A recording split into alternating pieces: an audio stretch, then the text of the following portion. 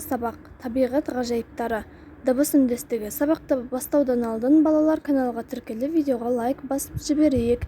Мен сендерге сабақта ауызша тапсырмалардың жауаптарын айтып өтемін. Сөздердің айтылуы мен жазылуын салыстыруды, сөздердің қатесін түзеп жазуды үйренемін. Монолог құрай аламын. 46-шы тапсырма. Сөз тіркестерін көшіріп жаз. Ақ жаулық, ақ қабақ, дөңгелек, үстел, көк аспан. Айтылуында сөздердің аралығындағы көршілес дыбыстардың қалай өзгергенін анықта. Олардың айтылуы мен жазылуын салыстырып өзің қорытынды жаса. Бұл жерде ақ жаулық дегеніміз ақ жаулық деп жазылады, бірақ ақ жаулық деп айтылады.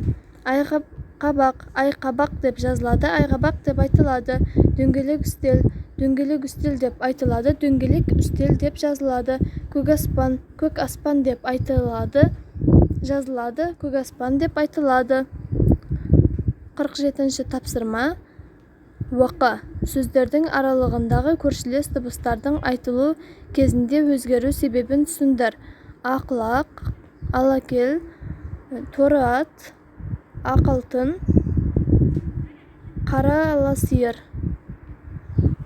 Бұл жердегі сөздер аралығындағы көршілес дыбыстар өзгеріп кетті. Яғни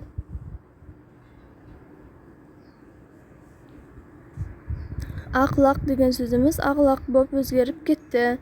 48-ші тапсырма. Сөздердің қатесін түзетіп жаз.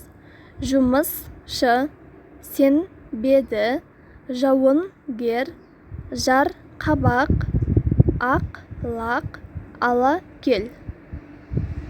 49-ші тапсырма. Берілген жоспар мен тірек сөздерді пайдаланып Арал теңізі тақырыбында монолог құра. Жоспар. Арал теңізінің тартылуы, Арал теңізінің апатты аймаққа айналуы, Арал теңізін құтқару шаралары және де Арал теңізінің тартылуы.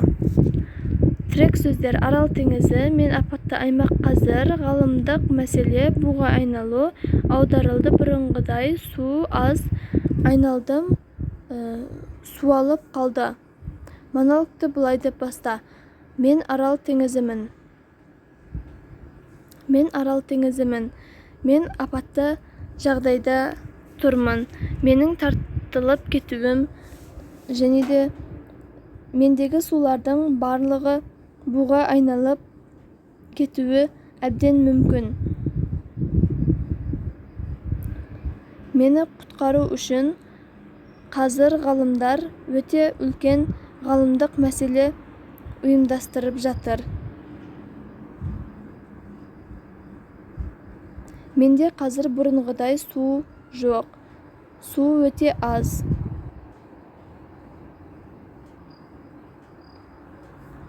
50-ші тапсырма. Сөздерді айтылуы мен жазылуы бойынша бір-бірімен сәйкестендір.